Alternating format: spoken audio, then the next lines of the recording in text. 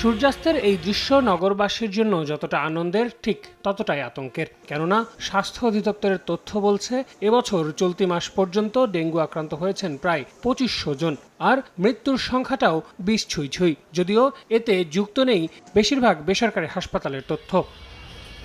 রাতের আধার তো আছেই, দিনেও সমানভাবে অত্যাচার চালায় এই কীট। এর জন্য ড্রেন আর খাল দখলমুক্ত করে পরিষ্কার না করাকে দুষছেন নগরবাসী। সঙ্গে আছে নির্মাণাধীন ভবন আর দুই বাড়ির মাঝে জমে থাকা পানি। এত মশা রুমে সন্ধ্যার পর থাকা, অলিগলিতে কোন মশার কারণ থাকা যায় না। সন্ধ্যার সময় এইটির মধ্যে বহাই যায় না মশার কারণে। পড়াশোনা করতে বসলে তখন মশায় কামড়ায়, পড়ার জায়গায় মশা মারতে হয়।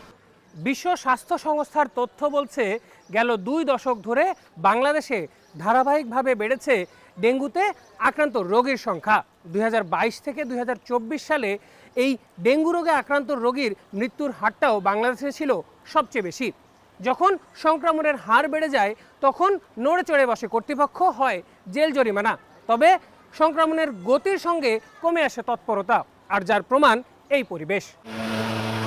বরাবরের মতো চলতি অর্থ বছরেও মশা নিয়ন্ত্রণে ঢাকা দক্ষিণ সিটির বাজেট প্রায় ৪৪ কোটি টাকা, আর উত্তর সিটির বরাদ্দ ১১০ কোটি টাকা। নিয়ম করে মশক নিধনে ঔষধও ছিটানো হয়, হয় ফগিংও। কিন্তু নগরবাসীর অভিযোগ কাজে আসে না এসবের কিছুই। জনগণ এখন আর থাকতে পারে না মশার কামড়ে। সব খালি ময়লা, তো ময়লা তো মশার বিস্তার তো হবেই। ঠিক মতো যদি ওষুধ দিত তাহলে মশা একটু কমতো।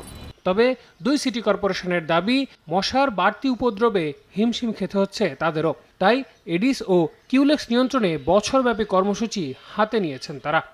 আপনি জনগণ যদি সচেতন হই তাহলে ডেঙ্গু নির্মূল করা সম্ভব। একই এলাকায় একই সাথে একটা চিরুনি অভিযান হবে, যেখানে সব কার্যক্রম সমন্বিতভাবে হবে। প্রায় ১,০০০-এর উপরে ক্ল্যাব আমরা এই মুহূর্তে বানানোর জন্য সিদ্ধান্ত নিয়েছি, যে বেশি মশা যেখানে আছে, যেখানে আসলে আমরা ওষুধ দিয়ে কুল পাচ্ছি না, এখানে আমরা এটা আপাতত প্রাথমিকভাবে দিব।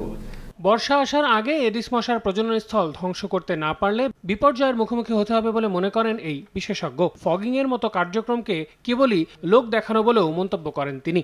মশা যেখানে জন্মায় সেই ব্রিডিং প্লেস ম্যানেজমেন্ট করতে হবে। Fogging health Hazard, environmental Hazard, কিন্তু মশা কোনো রকম ইফেক্টিভলি সে মশা কিল করতে পারে না। সো এই টাকাটা আমরা বাতাসে উড়িয়ে দেওয়া ছাড়া আমি আর এটাকে কোনো কিছু মনে করি না। স্থানীয় সরকার মন্ত্রণালয়ে হাজারো রকমের ট্রেনিং প্রোগ্রাম আছে, কেন ভেক্টর কন্ট্রোলের একটা ট্রেনিং প্রোগ্রাম হবে না? মশক নিধনে গবেষণা নির্ভর দীর্ঘমেয়াদী সমাধানের দিকে যাওয়ার বিকল্প দেখছেন না জাহাঙ্গীরনগর বিশ্ববিদ্যালয়ের প্রাণীবিদ্যা বিভাগের এই অধ্যাপক। আল আমিন তুষার, সময় সংবাদ, ঢাকা।